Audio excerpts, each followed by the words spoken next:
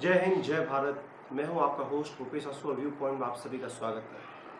आज हम बात करेंगे भारत की वैक्सीन डिप्लोमेसी के बारे में। सबसे पहली जो खबर है उसमें हम बात करेंगे वैक्सीन डिप्लोमेसी के बारे में, जो भारत की वैक्सीन डिप्लोमेसी पूरे वर्ल्ड में मशहूर हुई है और जिसके थ्रू भारत ने विश्व के हर देश, लगभग हर देश, हर कोने में अपनी वैक्सीन को, जो कोरोना वैक्सीन है, उसको पहुँचाने के लिए लगातार प्रयास किए हैं और इसके लिए पूरे विश्व में भारत को सराहना मिल रही है। दूसरी जो खबर आ रही है वो आ रही है किसान आंदोलन को लेकर, कि किसान आंदोलन अब है वो बंगाल में भी पहुंच रहा है। आपको पता होगा कि किसान आंदोलन जो शुरू हुआ था उसके पीछे कई ऐसे लोग थे जिनके कुछ वेस्टेड इंटरेस्ट थे, और अब वो लोग हैं वो राजनीतिक कारणों से बंगाल के अंदर और जहाँ जहाँ बीजेपी चुनाव लड़ रही है वहाँ जाने का प्रयास कर रहे हैं। तो अब ये सिर्फ किसान आंदोलन सिर्फ किसानों के हक के लिए नहीं, यह सिर्फ और सिर्फ राजनीतिक स्वार्थों की पूर्ति के लिए चल रहा है। इसके बारे में हम बात करेंगे। तीसरी जो बात करेंगे वो हम बात करेंगे वर्ल्ड न्यूज़ के बारे में, जिसमें म्यांमार में जिस तरीके से एक डेमोक्रेटिक जो संस्था थी, जो प्रधानमंत्री चुने गए थे, जो राष्ट्रपति चुने गए थे, उनको हटाकर जिस प्रकार से मिलिट्री ने टेक ओवर किया है, उसके बारे में यूएन के रेजोल्यूशंस नहीं आ रहे हैं। भारत भी इस यूएन रेजोल्यूशन को सपोर्ट नहीं कर रहा है। इसके साथ ही सपोर्ट नहीं करने के बावजूद भी एक किसी भी देश के अंदर किसी भी आर्मी के द्वारा इस प्रकार से सत्ता को हथियाना बहुत ही गलत कहा जाएगा, और उसके बारे में हम बात करेंगे। चौथी जो खबर आ रही है वो आ रही है भारत से ही, जिसमें कई तरीके के आपके पास मामले आ रहे हैं, जिसमें जो ओसीआई होल्डर्स होते हैं, OCI holder means overseas citizen of India, वो अगर जो एनआरआई सीट्स है उसी पर ही अप्लाई कर सकते हैं। गवर्नमेंट के द्वारा ये कहा गया है कि ओवरसीज सिटीजन ऑफ इंडिया वो लोग होते हैं जिनके पूर्वज किसी टाइम पे भारत के नागरिक रहे थे और किसी कारणों से उन्होंने भारत को छोड़ के दूसरे देश को चुन लिया है। अब यदि उन्हें भारत में किसी भी एंट्रेंस एग्ज़ाम के लिए या फिर जॉब करने के लिए अगर उन्हें एप्लीकेशन देनी है, किसी भी एजुकेशन इंस्टीट्यूट में देनी है, तो वो सिर्फ और सिर्फ एनआरए कोटा की सीट के लिए ही अप्लाई कर सकते हैं। तो ये सारी खबरें जो हैं ये आ रही हैं हमारे पास पिछले एक सप्ताह से, और मैं हूँ आपका होस्ट भूपेश आसू। और आइए शुरू करते हैं पहली खबर से। जो पहली खबर है वो है वैक्सीन डिप्लोमेसी के बारे में। भारत की वैक्सीन डिप्लोमेसी, आपको पता ही होगा कि दुनिया भर में, दुनिया के हर कोने में भारत ने वैक्सीन पहुँचा दी है। हमारे पास 2 वैक्सीन है जो ऑलरेडी तैयार है, और उसके अलावा 3 से 4 वैक्सीन है जो पाइपलाइन में है।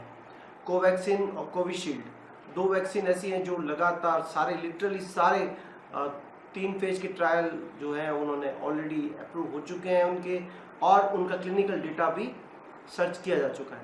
अब हम बात कर रहे हैं उनकी एफिशिएंसी की। तो जब हम बात करते हैं वैक्सीन्स की, कोरोना वैक्सीन्स की, तो दुनिया भर में भारत है वो परोपकार में हमेशा ही आगे रहा है, और इस बार भी भारत के द्वारा लगातार पूरे विश्व में जो कोरोना की वैक्सीन है वो पहुंचाई गई है। इससे मैं आपको बताना चाहूँगा कि कुछ विकसित देश है वहाँ पर भी भारत ने पहुंचाई है। इसमें सबसे इम्पोर्टेंट है यूके, दूसरा देश है आपके कनाडा।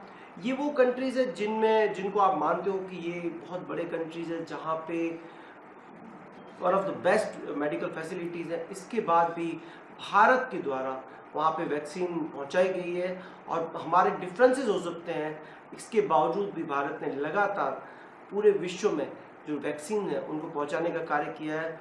और hats off to the India and hats off to the soldiers of this corona warriors who are actually working hard to arrange this kind of vaccination। हमारे भारत में भी आपको पता होगा कि पूरे भारत में लिटरली 60+ के जितने भी बुजुर्ग हैं उनको ये वैक्सीन लगाई जा चुकी है और लगाई जा रही है लगातार। राजस्थान, आपको बता दूं कि राजस्थान वैक्सीनेशन में लिटरली नंबर 1 है। जितनी वैक्सीन आई थी बाहर से, मतलब मैं बात कर रहा हूँ कि सेंट्रल गवर्नमेंट से, उनका यूटिलाइजेशन बहुत ही युद्ध स्तर पे हो रहा है। और भारत के अंदर जिस प्रकार से राजस्थान में युवाओं ने सबने मिल के कोरोना को ख़त्म करने के लिए जो प्रयास किए हैं, उसके लिए हमें इनकी सराहना करनी पड़ेगी। भारत के जो डॉक्टर्स हैं उन्होंने अथक प्रयास किए थे।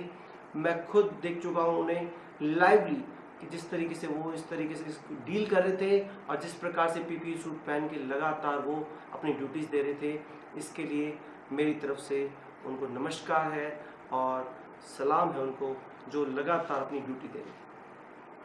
अब इसके बाद हम जो बात करते हैं वो आ रहा है कि क्वाड के बारे में। इसी वैक्सीन डिप्लोमेसी का ही पार्ट है, जिसमें आ रहा है कि क्वाड जो नेशन है, इसमें 4 नेशन, क्वाड का मतलब 4 होता है, और जो 4 नेशन है जिसमें भारत है, जापान है, ऑस्ट्रेलिया है और यूएसए, ये 4 देश मिलकर इस दक्षिण एशिया को, साउथ एशिया को 100 करोड़ जो है वैक्सीन की डोज देंगे। वैक्सीन डिप्लोमेसी का ही पार्ट है ये। और जिस प्रकार से चाइना लगातार, जिसने जहाँ से ये प्रॉब्लम आई थी, कोरोना जनरेट हुआ था, उसको मात देने के लिए और चाइना की वैक्सीन डिप्लोमेसी को हटाने के लिए और उसको कम्प्लीटली इसको डिमिनिश करने के लिए क्वाड नेशंस ने ये बेड़ा उठाया है कि वो लगातार ये वैक्सीन देंगे दक्षिण एशिया में। जब हम दक्षिण एशिया की बात करते हैं तो इसमें भारत के दक्षिण में स्थित कई देश है, और वो एक्चुअल में बचाना चाहते हैं कि जो चाइना जिस तरीके से कूटनीतिक और ब्लैकमेलिंग कर रहा है वैक्सीन को लेके, उसका एक प्रॉपर हल मिल सके दुनिया को। तो इसके बाद हम बात करेंगे नेक्स्ट न्यूज़ की तरफ, जिसमें यह कहा गया है कि जिस तरीके से भारत में जो वैक्सीन्स बनाई गई थी उसकी जो एफिकेसी है वो आपको पता है, एफिशिएंसी आपको पता है।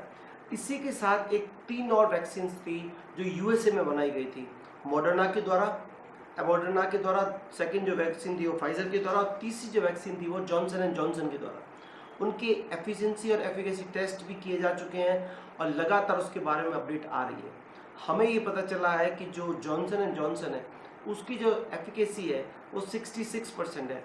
जब मैं बात करता हूँ 66%, 94%, 95%, तो ये वो बात होती है कि जिसके अंदर कोरोना वैक्सीन की इफेक्टिवनेस पर्टिकुलर पर्सन में कितनी है। इसमें वो आबादी की बात नहीं हो रही है। किसी भी व्यक्ति में यदि कोरोना वैक्सीन लगाई गई है तो ये चांसेस है कि वह संक्रमित नहीं होगा और आगे किसी को संक्रमण नहीं देगा। उसके जो चांसेस हैं वो सबसे ज़्यादा लगभग आ रहे हैं 95% जो आ रहे हैं वो आ रहे हैं मॉडर्ना की वैक्सीन से और फाइजर की वैक्सीन से। अब इन वैक्सीन की जो एफिकेसी है वो जब साउथ अफ्रीका का जो स्ट्रेन है उसमें बहुत कम है। आपको मैं बता देता हूँ कि जो तीनों वैक्सीन है वो गंभीर बीमारी या मौत के खतरे को रोकने में बहुत ही ज़्यादा सक्षम है। और जब बात हो रही है फाइजर और बायोएनटेक की तो उसका ओवरऑल जो इफेक्टिवनेस है वो है 95%। गंभीर बीमारी यदि आपकी ऑलरेडी ये संक्रमित हैं तो उसके अंदर ये 75% डील कर रही है, और अस्पताल में भर्ती होने वालों की दर में कमी जो है वो 100% है, 100% कम होते हुए। इसी प्रकार अगर मॉडर्ना की बात करेंगे तो उसकी जो एफिकेसी है, ओवरऑल इफेक्ट है वो 94% है, गंभीर बीमारी पे 100% असर है और 89% दर में कमी लाई गई है। जॉनसन एंड जॉनसन की इफेक्टिवनेस थोड़ी सी कम है। जब हम जॉनसन एंड जॉनसन की बात करें तो उसकी 66% है, बट ये भी उतनी ही इफेक्टिवनेस है जब आप बात करते हैं। लेकिन ये तीनों ही वैक्सीन जो हैं ये दक्षिण अफ्रीका और ब्रिटेन के अंदर जो नया स्ट्रेन आया है उसको डील करने में इतनी असर नहीं रही। ओवरऑल असर है इनका लगभग 60% से 70%, परंतु उनका जितना हम एक्सपेक्ट कर रहे थे उतना नहीं है। आई होप कि जल्दी ही इसके वेरिएंट्स आ जाएंगे जिससे इनको भी डील करना संभव हो जाएगा। एक चीज़ मैं आपको बता देता हूँ कि चाइना की तरफ से जिस प्रकार से नकली इलेक्ट्रॉनिक सामान की आपूर्ति पूरे विश्व में होती है, उसी प्रकार से नकली वैक्सीन बना के भेजने के लिए कई प्रयास किए। कुछ गैंग्स हैं जो उसमें इन्वॉल्व हैं और हमें ये ध्यान रखना पड़ेगा कि वो गैंग्स इस तरीके से हमारी जो डिप्लोमेसी है, जो हमारे प्रोडक्ट एक्चुअल में कस्टमर को मिल रहा है, जो प्रॉब्लम जिनको हो रही है वो ना पहुँचे। इसके बारे में इंटरपोल की जांच आ रही है। कई देशों में जो स्मगलर्स हैं वो इसको इन्वॉल्व हैं और वो वैक्सीन की जगह सेलिन वाटर का यूज़ कर रहे हैं और दुनिया पूरी को देने का प्रयास कर रहे हैं। तो आपको ये समझना पड़ेगा कि चाइना के अंदर कुछ ऐसे गिरोह हैं जो दे रहे हैं, क्योंकि ये लिक्विड गोल्ड है लिटरली। पूरे विश्व में अभी वैक्सीन के लिए बहुत ज़्यादा मारामारी हो रही है। पूरे विश्व में लोग वैक्सीन के लिए भाग रहे हैं और यदि कहीं से कुछ वैक्सीन मिल रही है तो उस वैक्सीन के लिए लोग कुछ भी करने को तैयार हैं। इसी का फ़ायदा उठाने के लिए इन लोगों ने ये इस तरीके के संगठित गिरोह बनाए हैं और वो लगातार प्रयासरत हैं। नेक्स्ट खबर की तरफ आएंगे हम, जिसमें आ रहा है कि जो न्यूज़ आ रही थी, एक भूल गया था मैं न्यूज़, कि ममता बनर्जी पे हमले की न्यूज़ आ रही थी, जो पूरी तरीके से फेक न्यूज़ साबित हुई है। ममता बनर्जी जिस तरीके से घायल हुई, जिस तरीके से टीएमसी द्वारा उनके कुछ बयान दिए गए कि बीजेपी कार्यकर्ताओं द्वारा धक्का मुक्की की गई, और बाद में जो चुनाव आयोग को रिपोर्ट गई है, उसमें जो वहाँ के चीफ सेक्रेटरी हैं, उन्होंने ये रिपोर्ट दी है कि उन पे कोई भी हमला नहीं किया गया है। देखिए 24 घंटे में ममता बनर्जी अपने बयान से पलट चुकी हैं। तो आपको समझना होगा कि कुछ लोग राजनीतिक फायदों के लिए कर रहे हैं। और इसी संदर्भ में एक और है कि किसान आंदोलन के कुछ नेता, मैं इसे किसान आंदोलन नहीं कहना चाहूँगा, कुछ राजनीतिक स्वार्थों की पूर्ति के लिए कुछ लोग जो भ्रम से इस आंदोलन से जुड़े हुए हैं और कुछ पैसे के लिए भी जुड़े हुए होंगे, मैं इसके बारे में नहीं जानता और मैं इसके बारे में पूर्णतः नहीं बता सकता आपको जब तक कोई जांच आपके पास नहीं आ जाती। परंतु ज़्यादातर जो खबरें आ रही हैं उसमें ये है कि अब ये लोग बीजेपी के विरोध में प्रचार करने जा रहे हैं। आप समझ रहे हैं किस तरीके से लोगों की भावनाओं का प्रयोग किया जा रहा है। इसी संदर्भ में एक छोटी सी खबर है कि पंजाब में एफसीआई ने जो अभी जितने भी लोगों को पैसे दिए हैं वो डायरेक्ट अकाउंट में ट्रांसफ़र किए हैं। डायरेक्ट अकाउंट में ट्रांसफ़र करने का मतलब समझते हैं आप, जब अकाउंट में ट्रांसफ़र होते हैं तो जो खेत का मालिक होगा, जिसके पास उसकी रजिस्ट्री होगी, सिर्फ उसी के अकाउंट में जाएगा, उस दूसरे किसान के अकाउंट में नहीं जाएगा। तो सो कॉल्ड जो किसान बने हुए थे, जो मीडिएटर थे, जो किसान को बेनिफिट देने की बजाय खुद ही सारा पैसा हड़प रहे थे, उनको अब ये बेनिफिट नहीं मिलेगा। बहुत ही अच्छा कदम है। आई होप कि बंगाल की जनता भी इससे कुछ सबक लेगी और वो समझेगी कि किस तरीके से कुछ राजनीतिक फायदों के लिए, राजनीतिक हितों की पूर्ति के लिए कुछ लोगों के द्वारा ये सारे भ्रम फैलाए गए हैं। आई होप कि गवर्नमेंट भी इस पे बैठेगी और यदि इन बिलों में कुछ समस्या है तो वो उसका जल्द से जल्द निराकरण करेगी। अगली खबर की तरफ आते हैं, जिसमें आ रहा है एक देश जो हमारे पास है, बहुत ही पास, म्यांमार। उसके अंदर कूप हुआ है। कूप का मतलब आप समझते हैं कि राजनीतिक रूप से जो सत्ता हस्तांतरण होने की बजाय सत्ता को ग्रैब कर लिया गया है, सत्ता को छीन लिया गया है।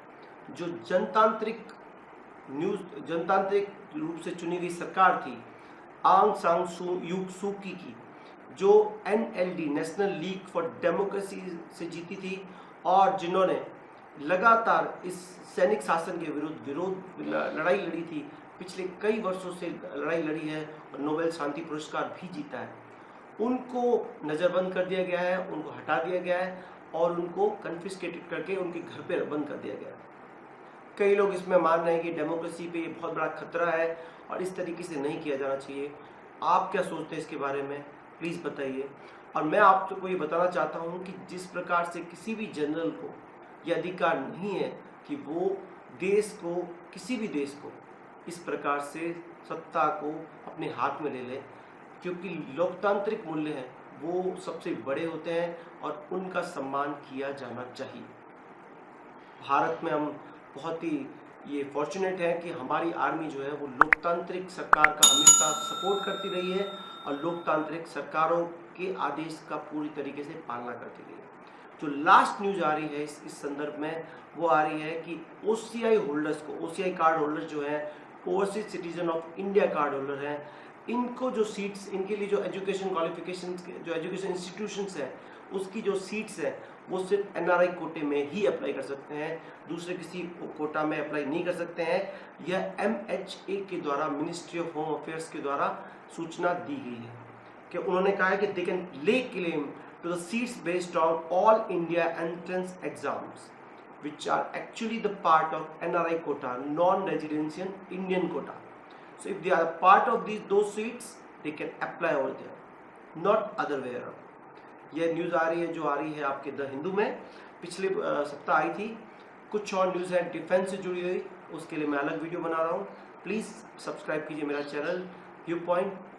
जय हिंद, जय भारत, जय श्री राम।